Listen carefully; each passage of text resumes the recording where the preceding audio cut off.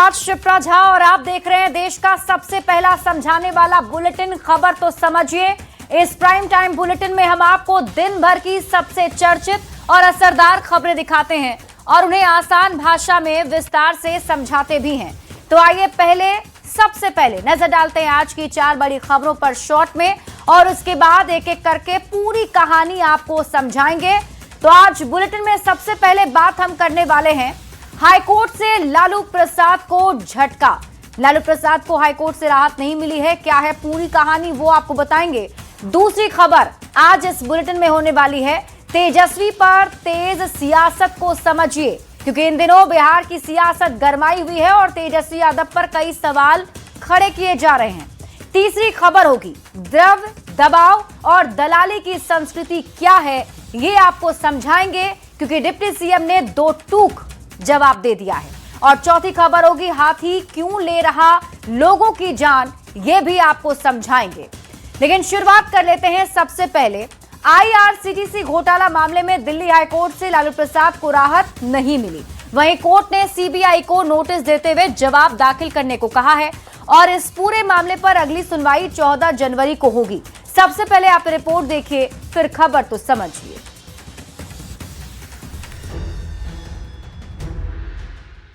साल 2026 के 5वें दिन यानी 5 जनवरी को दिल्ली हाईकोर्ट से लालू प्रसाद को झटका लगा है।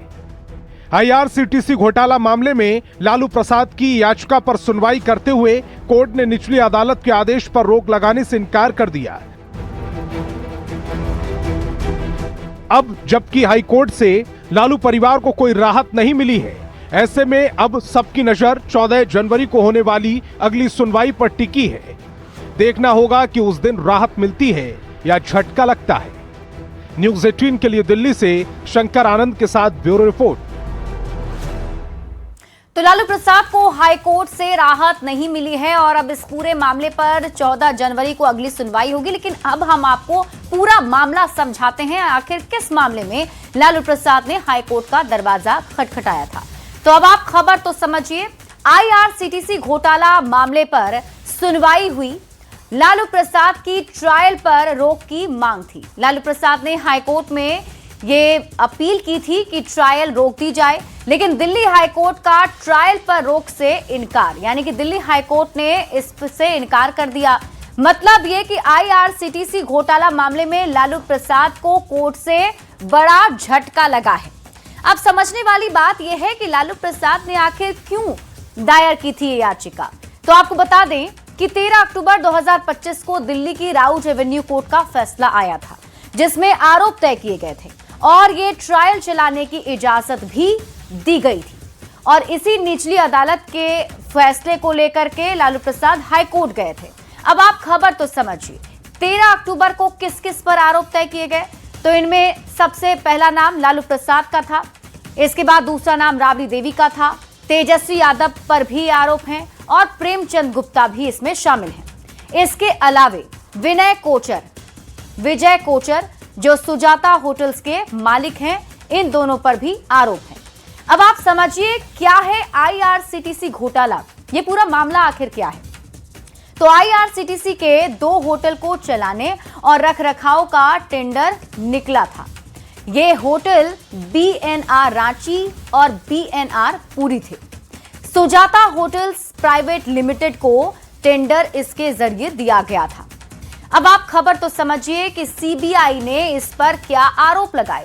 तो सीबीआई की तरफ से आरोप लगाए गए कि जो पूरा प्रोसेस किया गया था उसमें धांधली की गई। सीबीआई ने यह भी आरोप लगाया कि इसमें बड़ी हेराफेरी की गई है और सीबीआई ने यह भी आरोप लगाया कि शर्तों में भी इसमें फेरबदल किए गए थे। सीबीआई ने आरोप क्यों लगाए वो भी समझ लीजिए। तो सुजाता होटल्स ने पटना की 3 एकड़ जमीन डिलाइट कंपनी को मामूली कीमत पर ट्रांसफर कर दी, मतलब बहुत ही कम कीमत में। बाद में लारा प्रोजेक्ट्स ने डिलाइट कंपनी के शेयर को 65 लाख रुपए में खरीद लिए। लारा प्रोजेक्ट्स पर राबड़ी देवी और तेजस्वी यादव का मालिकाना हक है। जब कंपनी खरीदी गई तब उसके पास 3 एकड़ जमीन थी और तब 3 एकड़ जमीन का सर्किल रेट 32 करोड़ और मार्केट रेट 94 करोड़ रुपए था। अब आप खबर तो समझिए, अगर 14 जनवरी को भी कोर्ट से राहत ना मिले तो क्या होगा? तब ट्रायल चलेगा और सुनवाई होगी। लालू प्रसाद की मुश्किलें बढ़ सकती हैं। अगर आरोप कोर्ट में साबित हो गए तब क्या हो जाएगा? अगर ऐसा होता है तो 7 साल की सजा हो सकती है। ऐसे में लालू परिवार की राजनीति पर भी इसका प्रभाव पड़ सकता है। तो ऐसे में लालू प्रसाद की मुश्किलें आने वाले दिनों में बढ़ती हुई दिख रही हैं। बढ़ते आगे और बात अगली खबर की करेंगे।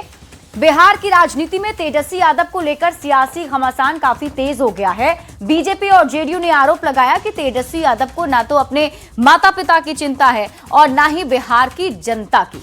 सबसे पहले ये रिपोर्ट देखिए, फिर खबर तो समझिए। 2 दिसंबर 2025 बिहार विधानसभा के शीतकालीन सत्र का दूसरा दिन। इस दिन के बाद यानी शीत सत्र के दूसरे दिन कार्यवाही में हिस्सा लेने के बाद नेता प्रतिपक्ष तेजस्वी यादव बिहार में नहीं दिखे। न तो विधानसभा के शीतकालीन सत्र के बाकी बचे 3 दिन की कार्यवाही में पहुंचे और न किसी और सार्वजनिक मंच पर। बिहार की राजनीति में तेजस्वी यादव को लेकर तब से शुरू हुआ सियासी घमासान अब और तेज होता जा रहा है। बिहार ही नहीं देश से लापता है।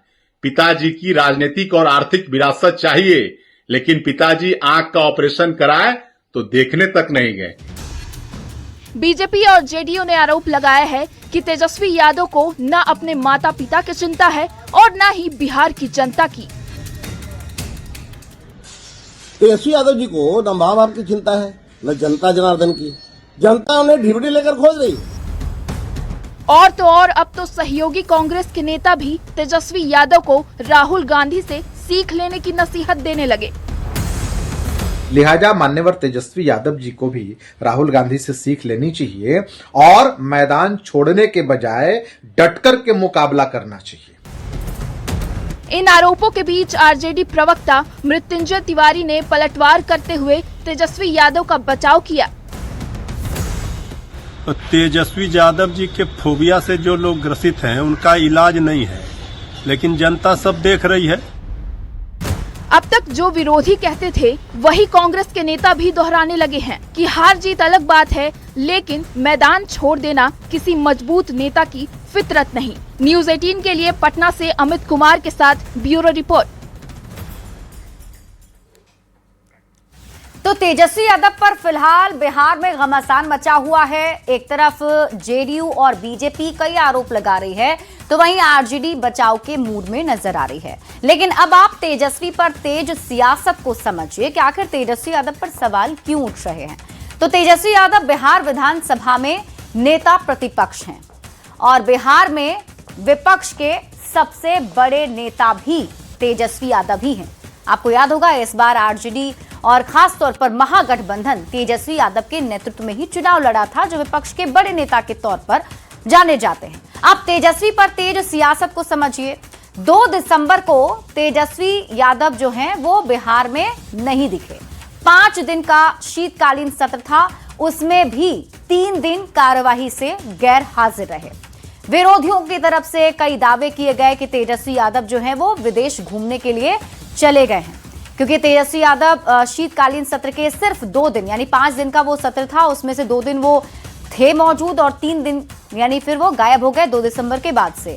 तो विरोधी ये दावा कर रहे हैं कि तेजस्वी यादव उसके बाद विदेश घूमने के लिए चले गए। दरअसल बिहार विधानसभा में महागठबंधन की हार हुई और तेजस्वी यादव के नेतृत्व में ही महागठबंधन ने पूरा चुनाव लड़ा था। चुनाव में आरजेडी का प्रदर्शन काफी निराशाजनक रहा। आरजेडी जैसी पार्टी महज 25 सीट पर ही चुनाव में सिमट गई। चुनाव में हार के कुछ दिनों के बाद से ही तेजस्वी यादव नहीं दिखे और अब विरोधियों के साथ साथ तेजस्वी यादव की सहयोगी पार्टी कांग्रेस के नेता भी तेजस्वी को नसीहत देने लगे हैं। अब तेजस्वी यादव को कांग्रेस की नसीहत क्या है उसे समझिए। तो कांग्रेस ये कह रही है कि मैदान छोड़ देना मजबूत नेता की फितरत नहीं है। तेजस्वी यादव को तो राहुल गांधी से सीखना चाहिए कि कैसे खराब प्रदर्शन करने के बाद भी विपक्ष मजबूती के साथ सरकार के सामने सवाल दागता है। बढ़ेंगे आगे और बात अगली खबर की। डिप्टी सीएम विजय सिन्हा के तल्ख अंदाज से अधिकारियों में हड़कंप मचा है। भागलपुर में जन सुनवाई के दौरान डिप्टी सीएम ने डीसीएलआर की क्लास भी लगा दी। डिप्टी सीएम ने पूछा वीआरएस लेना है क्या? विजय सिन्हा ने दो टूक कह दिया, द्रव, दबाव और दलाली की संस्कृति खत्म करेंगे। ये रिपोर्ट देखिए, फिर खबर तो समझिए। दबाव और दलाली की संस्कृति खत्म करेंगे। भूमि सुधार और राजस्व मंत्री विजय कुमार सिन्हा लगातार एक्शन मोड में हैं। जनसंवाद कार्यक्रम में विजय सिन्हा का एंग्री मैन वाले अंदाज से अधिकारियों में हड़कंप मचा है। भागलपुर में जमीन विवादों का निपटारा करने पहुंचे विजय सिन्हा के एक बार फिर तल्ख तेवर दिखे हैं। विजय सिन्हा ने अधिकारियों से दो टूक कह दिया, विभाग में द्रव्य, दबाव और दलाली नहीं चलेगी। द्रव्य, दबाव और दलाली की संस्कृति खत्म करेंगे। द्रव्य, दबाव और दलाली की संस्कृति को पोषित करेगा, उनकी खैर नहीं हो। जनून काम में कलम कांपना नहीं चाहिए और गलत काम को छोड़ना नहीं। विजय सिन्हा लगातार अपने अभियान में लगे हैं। विजय सिन्हा का ये तेवर अधिकारियों को रास नहीं आ रहा, लेकिन डिप्टी सीएम ने साफ कर दिया है कि वो लोगों को इंसाफ दिलाकर ही दम लेंगे। न्यूज़ 18 के लिए भागलपुर से आशीष रंजन की रिपोर्ट। तो डिप्टी सीएम विजय कुमार सिन्हा लगातार जन सुनवाई कर रहे हैं, लोगों से मिल रहे हैं और इसी दरमियान उनके तल्ख तेवर भी दिख रहे हैं। आज भी उन्होंने बड़ा बयान दिया। अब आप खबर तो समझिए। भागलपुर आज डिप्टी सीएम पहुंचे हुए थे। भागलपुर में डिप्टी सीएम विजय सिन्हा ने जन सुनवाई की, जहां कई लोग वहां पहुंचे और अपनी समस्याओं को डिप्टी सीएम के सामने रखा। जन सुनवाई में डिप्टी सीएम विजय कुमार सिन्हा ने क्या कहा, अब आप ये भी जान लीजिए। उन्होंने कहा कि द्रव्य, दबाव और दलाली की जो संस्कृति है उसे खत्म करेंगे। अब आप खबर तो समझिए, द्रव्य, दबाव और दलाली की संस्कृति आखिर है क्या? तो सबसे पहले बात करते हैं द्रव्य की। द्रव्य की संस्कृति का मतलब बिहार में बोलचाल की भाषा में इसे पैसा कहते हैं, यानी कि घूस देकर जो अपना काम करवा लिया जाता है उसे खत्म करना है, डिप्टी सीएम का यह कहना था। अब आप दबाव की संस्कृति का मतलब समझिए। दबाव का मतलब राजनीतिक दबाव या फिर पावर का दबाव या फिर पैसे का दबाव। दलाली की संस्कृति का मतलब अब आप समझिए। तो पैसा लेकर बिचौलिए कोई भी गलत काम कराते हैं।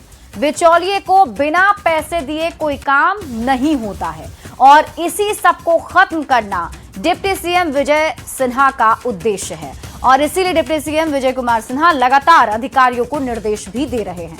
बढ़ते हैं आगे और बात अगली खबर की। चाईबासा में झुंड से बिछड़े हुए जंगली दंतैल हाथी पिछले 4 दिनों में अब तक 6 ग्रामीणों की जान ले चुका है। हाथी को काबू करने के लिए पश्चिम बंगाल की स्पेशल टीम को भी बुलाया गया, लेकिन हाथी के आतंक से आसपास के इलाके के लोग दहशत में हैं। सबसे पहले आप ये रिपोर्ट देखिए, फिर खबर तो समझिए। हाथी आदमखोर नहीं होता, लेकिन 4 दिन में कोई हाथी 6 लोगों की जान ले ले तो क्या कहेंगे? ये बिखरे पड़े सामान और बदहवाशी की हालत में खड़े लोग यूं ही जमा नहीं हुए हैं। चाईबासा में झुंड से बिछड़े हुए जंगली दंतौल हाथी ने गोइलकेरा क्षेत्र में बुजुर्ग महिला की जान ले ली और पिछले 4 दिनों में 6 ग्रामीणों की जान ले चुका है।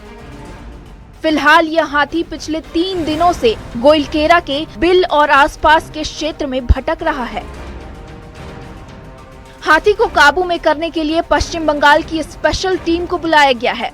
पश्चिम बंगाल से आई 10 लोगों की स्पेशल टीम मशाल के साथ जंगल की ओर रवाना हो गई है। जिस ओर आक्रामक हाथी मौजूद हैं, यह टीम हाथी को घने जंगल की ओर खदेड़ने का काम करेगी।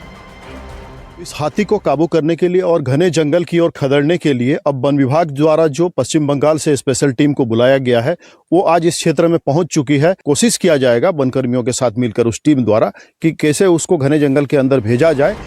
अब तक झारखंड का वन विभाग हाथी को काबू करने में नाकाम रहा है। देखना होगा पश्चिम बंगाल की टीम हाथी को कब तक काबू कर लेती है या फिर कोई और इंसान हाथी का शिकार बन जाता है।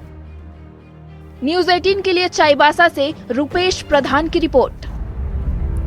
वैसे देखिए, झारखंड में हाथियों का उत्पात कोई नई बात नहीं है। हर बार ऐसा देखने को मिलता है और इस बार तो बीते 4 दिनों में 6 ग्रामीणों की जान हाथी ले चुके हैं।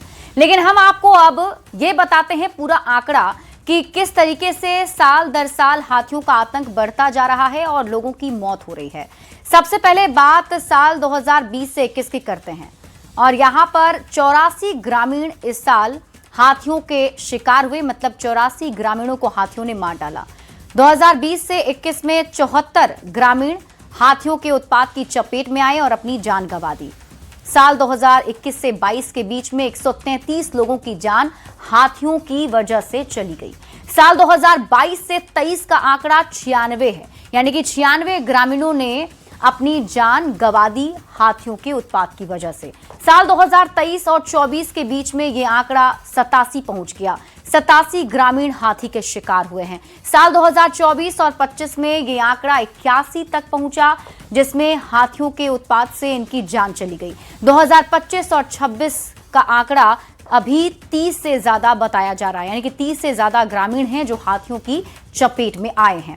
आइए अब आपको बताते हैं कि अगर अचानक आपके गांव में जंगली हाथी आ जाए तो आपको क्या करना चाहिए, कैसे सावधानी बरतनी चाहिए। तो हाथियों को आपको बिल्कुल भी नहीं छेड़ना चाहिए। अगर हाथी आपके इलाके में है तो उनसे दूरी बनाकर रखिए। अगर आप हाथी को भगाना चाहते हैं तो भगाने के लिए आप ढोल बजा सकते हैं। इसके साथ ही आप मिर्च भी जलाकर रख सकते हैं, जिससे हाथी भाग जाएगा। हाथियों के पास बिल्कुल भी ना जाएं, खुद को हाथियों से दूर ही रखें। और अगर आपके इलाके में हाथी आ गया है तो तुरंत ही वन विभाग को इसकी सूचना दे दें, ताकि वन विभाग की टीम आकर हाथियों को दूसरी तरफ खदेड़ दे। अब आप समझिए कि रिहायशी इलाके में हाथी अगर आते हैं तो उत्पात क्यों मचाते हैं। तो जंगल के कम होने की वजह से प्राकृतिक आवास हाथियों का, जानवरों का कम होता जा रहा है और जंगल के कम होने से भोजन और पानी की कमी इन्हें महसूस होती है। भोजन और पानी की कमी की वजह से ये इंसानी बस्तियों की ओर रुख कर लेते हैं, आ जाते हैं। राजमार्ग, रेलवे ट्रैक और खनन से पारंपरिक रास्तों में बाधा आती है। मानवीय हस्तक्षेप के कारण ये हाथी रास्ता भटक जाते हैं और फिर रास्ता भटक कर ये हाथी गांव तक पहुंच जाते हैं। इंसानी बस्तियों में आना टकराव का कारण बनता है और फिर हाथियों से होती है छेड़छाड़, जिस वजह से हाथी उत्पात मचाना शुरू कर देते हैं। ऐसे में अगर आपके इलाके में हाथी आए तो उससे दूरी बनाकर रखें और वन विभाग को जरूर इसकी सूचना दें। बढ़ते हैं आगे और बात अगली खबर की। दुनिया का सबसे बड़ा शिवलिंग गोपालगंज में डुमरिया घाट पुल पार कर गया है और पुल को पार करने को लेकर तमाम तरह की आशंकाएं जो जताई जा रही थी उसे अब खत्म कर दिया गया है। लेकिन विशेषज्ञों की टीम ने इसका हल ढूंढते हुए शिवलिंग को सेतु से बड़े आसानी से पार करा लिया। सबसे पहले ये रिपोर्ट देखिए, फिर खबर तो समझिए। ये है डुमरिया घाट पुल और इस पुल से पार हो रहा है दुनिया का सबसे बड़ा शिवलिंग। ये तस्वीरें अद्भुत हैं।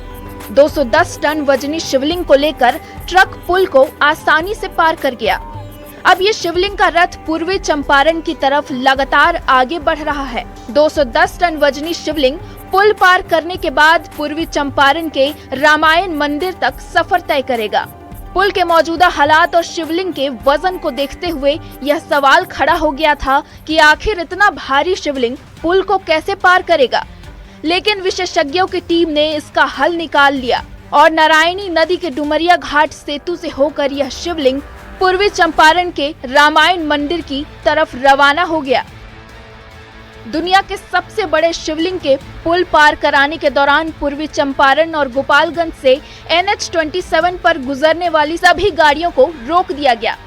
ट्रैफिक रोकने के लिए 40 जगहों पर पुलिस और मजिस्ट्रेट की तैनाती की गई। विशेषज्ञ इंजीनियरों से हरी झंडी मिलने के बाद शिवलिंग का रथ बड़े आसानी से पुल पार कर गया। करीब 210 मीट्रिक टन वजनी विशाल शिवलिंग को पूर्वी चंपारण के विराट रामायण मंदिर तक का सफर तय करना है।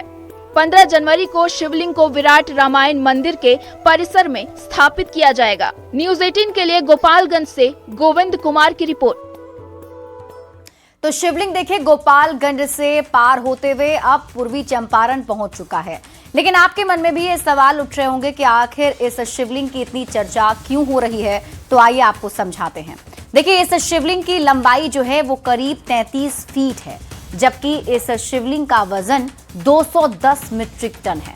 लंबाई को आप इस तरीके से समझिए कि अगर एक व्यक्ति 6 फीट का होता है तो ऐसे में इस शिवलिंग की जो लंबाई है उसे पूरा करने के लिए 5 व्यक्तियों को एक दूसरे के ऊपर खड़ा कर दें तो उससे भी ज्यादा इसकी लंबाई है।